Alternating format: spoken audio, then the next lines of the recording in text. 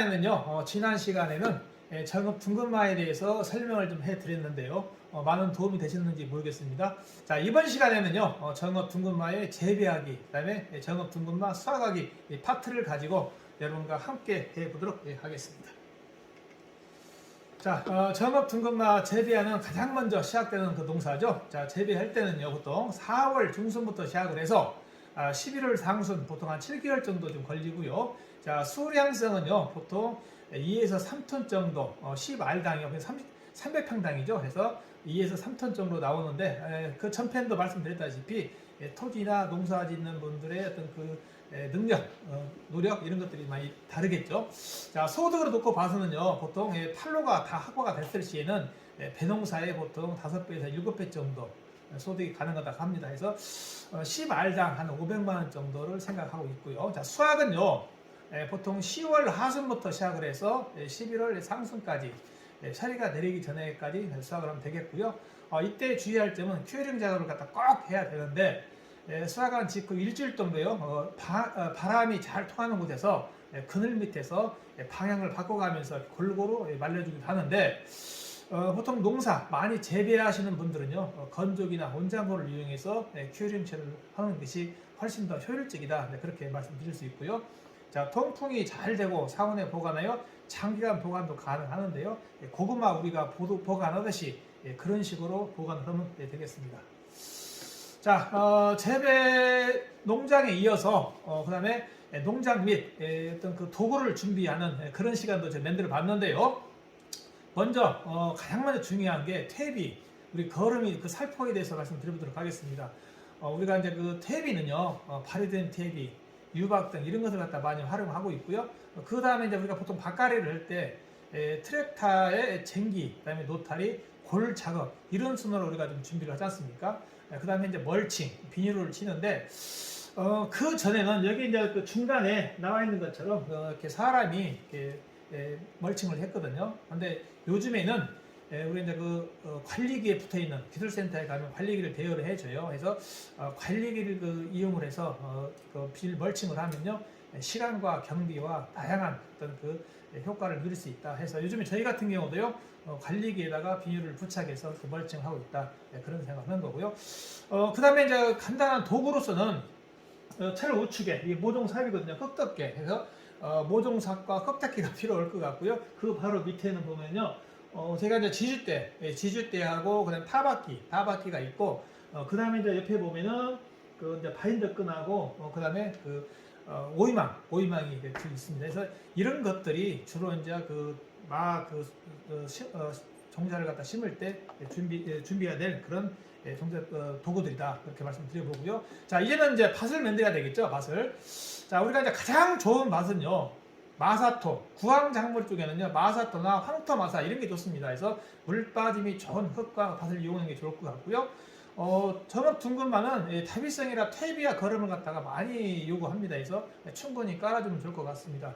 또한 그 땅속 작물이라 밭을 갖다 깊게 갈아주는 게 좋습니다. 고구마처럼 얕게 하면요, 나중에 그 아가 자랄 때 빨아전태 열리기 때문에요, 밭을 갖다 깊게 갈아줘야 어떤 그 밑에 있는 어떤 유능한 이런 성분들이 올라오니까요, 좋다고 말씀드리고 있고요.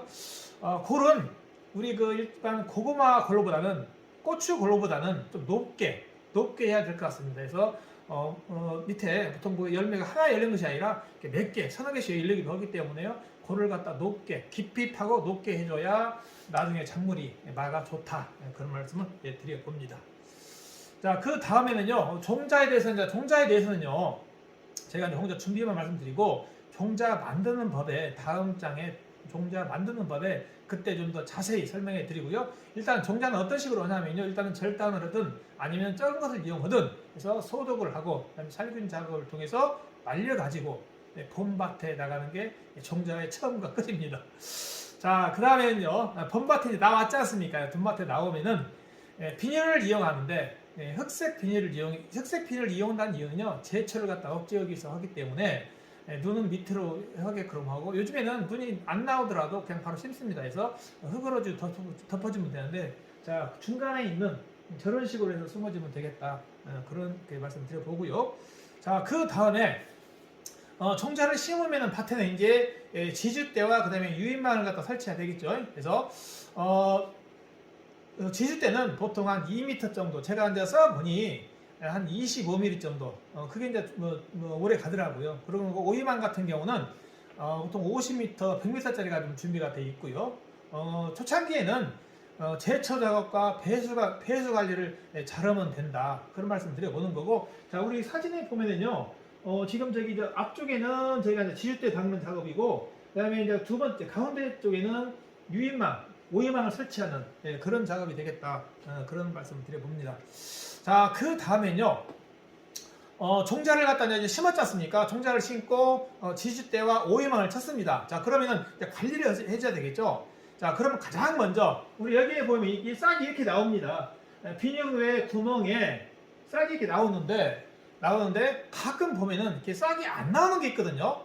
자, 싹이 안 나오는 것은 비닐로 안을 갖다가 확인을 해 봐야 됩니다. 비닐로 밑으로 해서 이렇게 나가기 때문에, 자, 그렇게 되면은 여름에 뜨거울 때는 그 타버리거든요. 그래서 죽게 되기 때문에 꺼내줘야 됩니다. 그래서 싹이 안 나오는 것은 비닐로 안을 뒤져봐 가지고 싹을 꺼내주는 그런 작업을 갖다가 해야 되는 거고, 그 다음에 이 포기 안에 잡초가 나는데 그 잡초는 갖다가 될 수 있으면 빨리 잡아주는 게 좋습니다.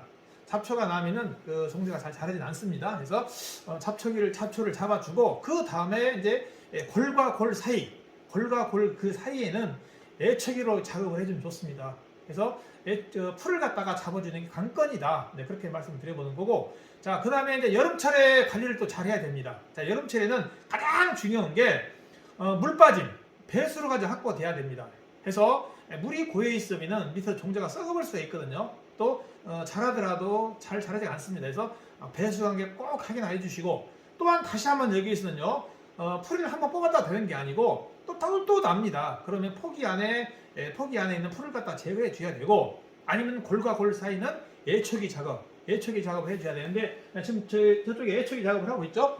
그렇게 해줘야 되고, 혹시 농장 주변에도 이제 제철 작업을 해줘야 됩니다. 그다음에 세력이 좀 약할 때는, 여름 이후에 세력이 약할 때는 NK를 갖다가 추비를 갖다 주는 것도 괜찮은데, 그 다음에 가뭄시, 여름에 엄청난 가뭄이 있지 않습니까? 그때는 관수를 갖다가 해줘야 된다 하는데, 글쎄요, 저는 그렇게까지 지금 관수를 해본 적이 없기 때문에 그래 선택 사항이니까요.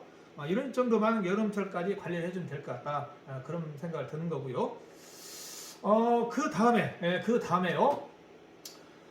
제가 이제 같은 여름 이후로는 이제 보통 보면 저희가 이제 어떤 그 교육이나 견학도 저희가 많이 옵니다. 보면은 이제 마에 대해서 이제 어떤 그 재배하는 과정, 또 배우고 싶은 분들, 자, 그런 분들 많이 오는데, 저희는 갖다가 교육도 통하고, 또 이제 수학할 때는 이제 저렇게 이제 뭐라 할까, 체험을 통해서 같이 하고 있다, 그런 말씀을 드려봅니다.